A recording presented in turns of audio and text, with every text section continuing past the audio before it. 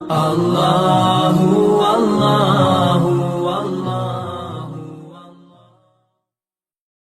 یہ جو موقع آتے ہیں نا شب برات کے، شب قدر کے، یہ بنیادی طور پر اللہ تعالیٰ کی طرف سے دی ہوا موقع ہوتا ہے کہ چلو تمہیں چانس دیتے ہیں، پابندی کوئی نہیں، لیکن رب کی طرف سے نا موقع ملتا ہے، چلو تمہیں ایک موقع دیتے ہیں، چلو اپنے آپ کو کلیئر کر لو، تمہیں موقع دیتے ہیں۔ یا اللہ کیا کرے، کچھ بھی نہیں، آ کے نا سچے دل سے 2 رکعتیں پڑھ کے توبہ کرو، عرش کا مالک پچھلے سارے ہی معاف کر دے۔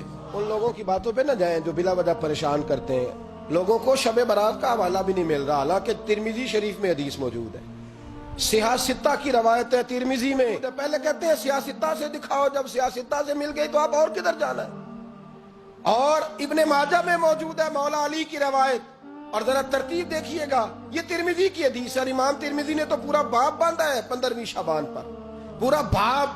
اب تمہاری مرضی ہے اگر تم نہیں بات کو سمجھنا چاہتے، لیکن میں نے پہلے بھی کہا تھا، پھر کہتا ہوں، اگر ہمیں کوئی شخص کہتا ہے کہ شب برات کو اٹھ کے نفل نہ پڑھو، تو بھائی نفل ہم نے پڑھنے اللہ کی رضا کے لیے، ہمیں کسی بندے سے ڈگری لینے کی ضرورت نہیں، نہ تو ہمارے اور رب کے درمیان معاذ اللہ کوئی وسیلہ ہے کہ تو کہے گا تو پڑھیں گے، جب دل کرے گا پڑھیں گے، اور جتنے دل کرے گا پڑھیں گے۔ ہم تو نفل کہہ رہے ہیں اس کو، ہم نے کب کہا ہے ضروری ہے جو عشاء پڑھ کے سو جائے فجر تک سویا رہے، ہم اس کو گناہگار نہیں کہہ رہے، لیکن یہ ضرور کہیں گے کہ گولڈن چانس مس کر دیا اس نے چانس مس کیا ہے، یہ تو اللہ کی رحمت کا موقع تھا۔ حضرت سیدہ عائشہ صدیقہ رضی اللہ تعالی عنہا ارشاد فرماتی ہیں کہ شعبان کی 15ویں رات تھی، یعنی شب برات کی رات، فرماتی ہیں شعبان کی 15ویں رات تھی، میں نے اچانک نظر ڈالی تو حضور میرے بستر میں تھے، پھر میری نظر پڑی تو حضور نہیں تھے، میرے دل میں گمان آیا، خیال آیا کہ شاید کسی اور زوجہ کی طرف حضور کا میلان تباہ ہو گیا ہو، وہاں تشریف لے گئے ہوں۔ فرماتی میں اٹھی باہر گئی تو نبی کریم علیہ السلام جنت البقیع میں تھے، قریب ایک جگہ پہ حضور دعائیں مانگ رہے تھے۔ فرماتے میں گیا تو حضور فرمانے لگے، ابو بکر کی بیٹی تو نے کیا گمان کیا کہ اللہ کا رسول تیری حق تلفی کرے گا؟ عرض کی حضور آپ مالک ہیں، کہیں اور جانا چاہیں تو میری طرف سے پابندی نہیں۔ کہتی ہے وہاں کھڑے کھڑے میرے رسول کریم نے بیان فرمایا، یہ ترمذی کے لفظ ہیں، حضور نے فرمایا عائشہ یہ شعبان کی 15ویں رات ہے، مدینے میں سب سے زیادہ بکریاں بنو کلب کا قبیلہ پالتا تھا، فرمایا آج کی رات بنو کلب کے قبیلے کی بکریوں کی تعداد کے مطابق اللہ میری امت کے لوگوں کی بخشی فرما دے گا۔ یہ وہ رات ہے۔ جناب عائشہ صدیقہ رضی اللہ تعالی عنہ نے بات رات کو سنی تنہائی میں، نبی پاک سے رات کو تنہائی میں حضور سے سنی، سویرے جناب عائشہ نے کل امت کو بتائی۔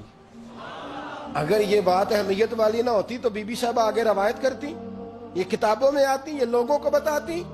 حضرت عائشہ نے روایت کیا، اور مولا علی شیر خدا نے تو کھل کے کہا، ابن ماجہ میں حضرت علی سے پیار کرنے والوں کے لیے الگ عنوان، مولا علی نے کھل کے فرمایا شعبان کی 15ویں رات کو رات عبادت کرنا اور سویرے روزہ رکھنا۔ حضرت علی کے لفظ بائی نہیں سیاستہ میں، رات کو روز عبادت کرنا، دن کو روزہ رکھنا۔ ویسے تو رب کریم ہر روز تہجد کے وقت پہلے آسمان پر نزول اجلال فرماتا ہے اور لوگوں کو فرماتا ہے کوئی بخشش مانگنے والا؟ کیا انداز ہے مولا علی شیر خدا حدیث روایت کرتے ہیں، رنگ کیا ہے؟ فرمایا باقی راتوں میں نا تھوڑا سا پیکج ہوتا ہے، تھوڑا سا آخری حصے میں رات کے شب برات کو نا رات چڑھتے ہی اللہ پہلے آسمان پر جو اس کی شان کے لائق ہے نزول جلال فرماتا ہے، اور پہلا جملہ یہ فرماتا ہے کوئی معافی مانگنے والا؟ اللہ کرے آپ کو سمجھ آئے، یعنی معافی دینے والا کہہ رہا ہے چلو آؤ ادھر، آؤ ذرا معافی مانگو، میں معاف کرنے آیا ہوں، مانگو معافی، ہے کوئی معافی مانگنے والا؟ معاف کر دیں گے۔ اور آپ فرماتے ہیں ہے کوئی رزق مانگنے والا؟ وہ جو بڑی درخواستیں دیتے پھرتے ہیں نا مختلف اداروں میں، وہ ایک درخواست نا شب برات والی رات بھی دے۔ اور میں نہیں کہہ رہا مولا علی شیر خدا فرما رہے ہیں، اور وہ خود نہیں فرما رہے، وہ نبی پاک کا فرمان نقل کر رہے ہیں، اور وہ رسول اللہ صلی اللہ علیہ وسلم کی بات نہیں بیان کر رہے، وہ کہتے ہیں رب فرماتا ہے کوئی روزی مانگنے والا؟ سارے سیٹھوں نوابوں جاگیرداروں کے پاس جا جا کے تھک گئے ہو، ایک دن میرے کہنے پر، ایک رات، ایک دیہڑی ذرا شب برات والی لگا کے تو دیکھو۔ تو میرے رسول پاک علیہ السلام نے ہمیں یہ میسج دیا، پیغام دیا، فرمائے اس رات جو اولاد مانگے گا رب اسے بھی عطا فرمائے گا، اس رات جو اللہ سے بخشش مانگے گا اللہ اسے بھی دے گا۔ اس رات جو رب کریم سے عزت مانگے گا اللہ اسے بھی عطا کرے گا. شارحین نے لکھا اس رات جو رب سے پردہ پوشی مانگے گا اللہ اسے پردہ پوشی بھی عطا کرے گا. جو جنت کا سوالی ہوگا رب اپنے فضل سے عطا فرمائے گا. کوشش فرمائیں. 10 محرم کو ہمارے ہاں لوگ جاتے ہیں قبرستان. وہ کسی حدیث سے ثابت نہیں, میں منع نہیں کر رہا, جائیں 9 محرم کو جائیں, 10 کو جائیں, 11 کو جائیں, 8 کو جائیں, سفر میں جائیں, ربیع الاول میں جائیں, قبرستان میں جب بھی جائیں, منع نہیں ہے. لیکن شب برات والی رات تو خود رسول کریم گئے ہیں نا قبرستان. اب جو بات میں نے سمجھانی ہے اس کو سمجھیں. نبی پاک کی والدہ کا مزار نہیں ہے وہاں جنت البقیع میں. حضور کے کو بھائی بہن, حضور کیا کرنے گئے؟ امت کی بخشش کے لیے گئے. شب برات کی رات لالچی نہ بنے کہ صرف میں نے اپنے لیے روزی مانگنی ہے. کل امت کے لیے مانگے رب کریم سے. مانگے اپنے بھائی کے لیے, مانگے اپنی بہن کے لیے, مانگے اپنے بیٹے کے لیے, مانگے اپنی بیٹی کے لیے, مانگے اللہ کریم. یہ مانگنے کی رات ہے. پچھلی راتی رحمت رب دی کرے بلند آوازہ, بخشش منگن واریاں کارن کھلا جے دروازہ.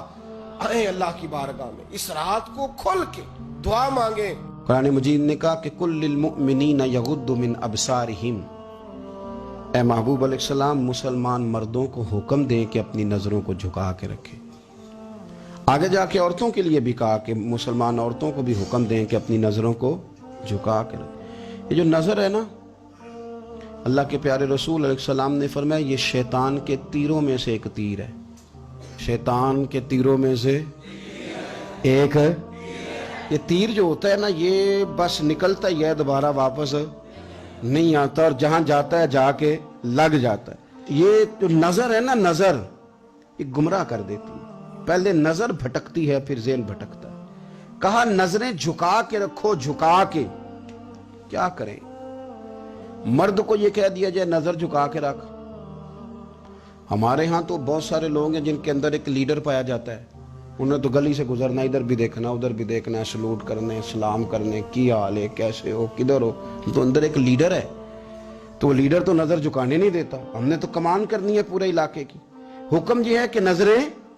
ایک صحابی فرماتے ہیں کہ نبی پاک صلی اللہ تعالی علیہ وسلم نے ہمیں رستوں میں بیٹھنے سے منع کیا. تو ہم نے عرض کی یا رسول اللہ صلی اللہ علیہ وسلم کئی دفعہ مجبوری ہے, گزارنے نہیں ہوتا, رستوں میں بیٹھنا پڑتا ہے. تو حضور نے فرمایا پھر رستوں کا حق ادا کرو. یا رسول اللہ رستے کا حق کیا ہے؟ فرمایا ایک تو آنے جانے والے کو سلام کرو, اور دوسرا یہ کہ رستے سے تکلیف دہ چیز کو ہٹاؤ, اور پھر فرمایا کہ بھلائی کا حکم دو اور برائی سے منع کرو, اور پھر فرمایا کہ رستے کا حق ہے کہ رستے میں رہنا ہے تو نظریں جھکا کے رہو.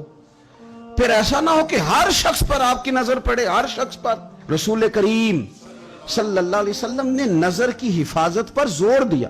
اور عورت کے لیے بھی یہ حکم ہے کہ وہ بھی نہ دیکھے غیر محرم کا چہرہ. اس کو بھی اگر شہوت کے ساتھ وہ دیکھے گی تو وہ بھی اتنی ہی مجرم ہے. عورت بڑی با پردہ ہے جی, بڑی پا پردہ ہے. مثلا کس طرح کی با پردہ؟ کہتے برقع پہنتی ہے اور سویرے نکل جاتی ہے بازار. ہے ویسے با پردہ, آتی شام کو ہے. عورت کا با پردہ ہونے کا معنی یہ ہے کہ برقع پہنے اور جہاں مرضی جائے. با پردہ ہونے کا معنی تو یہ تھا کہ وہ ضرورت کے سوا گھر سے باہر نہ نکلے. بڑی ضرورت ہو, بڑی ضرورت جو بغیر نکلے کام ہو ہی نہیں سکتا, اس وقت وہ گھر سے باہر جائے گی. اب یہ کہ وہ نقاب اوڑھے اور برقعے بھی اللہ خیر کرے. ہمارے ایک بزرگ فرمایا کرتے ہیں اب تو نقاب کو بھی نقاب کی ضرورت ہے, اب تو برقعے کو بھی برقعے کی ضرورت ہے. آپ نے وہ سارا فیشن برقعے کے اوپر کرا لیا ہے. برقعے کا معنی تو یہ تھا کہ آپ نے اپنے آپ کو چھپانا ہے, کسی کی نظر نہ اٹھے. اور اگر آپ نے برقع ہی اتنا شاندار بنوا لیا ہے کہ ہر عورت کو آپ پوچھ رہے ہیں کہ یہ اس طرح کسی اور نے تو نہیں بنوایا, تو پھر پیچھے بچا کیا؟ تو میرے رسول کریم صلی اللہ تعالی علیہ وسلم نے فرمایا کہ پہلی دفعہ کسی کی کسی جگہ نظر پڑ گئی تو وہ معاف ہے. لیکن حضور نے فرمایا دوسری دفعہ جس نے نظر کی اس نے بالقصد اور بالارادہ کی. آپ کو بتاؤں جن لوگوں کی نظریں ناپاک رہتی ہیں ان کا حافظہ کمزور ہو جاتا ہے. جن لوگوں کی نظریں ناپاک رہتی ہیں ان کی عبادت کی لذت چلی جاتی ہے. جن کی نظریں ناپاک رہتی ہیں وہ لوگ ذہنی طور پر اور قلبی طور پر تھوڑے تھوڑے پریشان رہنے لگ جاتے ہیں. جن لوگوں کی نظر ناپاک رہتی ان کی کیفیت یہ ہوتی ہے کہ سب کچھ ہوتے ہوئے ان کا دل اچاٹ ہونے لگ جاتا ہے. نظر کی ناپاکی چونکہ یہ وہ والا نشہ ہے جس سے کبھی بھی پیٹ نہیں بھرتا, ذہن نہیں بھرتا. تو بڑی سنجیدہ عمر تک بھی معاذ اللہ تعالیٰ یہ گناہ بندے کا پیچھا نہیں چھوڑتا. نظر کی صفائی میرے نبی پاک علیہ السلام نے فرمایا. مسند امام احمد بن حنبل میں کیا خوبصورت لفظ ہیں. حضور نے فرمایا تیری نظر اگر کسی جگہ پڑ گئی تو واپس کر لے اور اللہ سے ڈر جا. تو نے اللہ سے ڈر کے اس نظر کو واپس پھیر لیا, تیرا وہ واپس پھیرنا اللہ تیرے لیے عبادت بنا دے گا, اور عبادت بھی وہ جس کے اندر اللہ تجھے لذت عطا فرمائے گا. عبادت بن جائے گا, اور عبادت بھی وہ جس کے اندر اللہ تعالی لذت پیدا کر دے گا. تجھے قرار نصیب ہوگا کہ میں نے عبادت.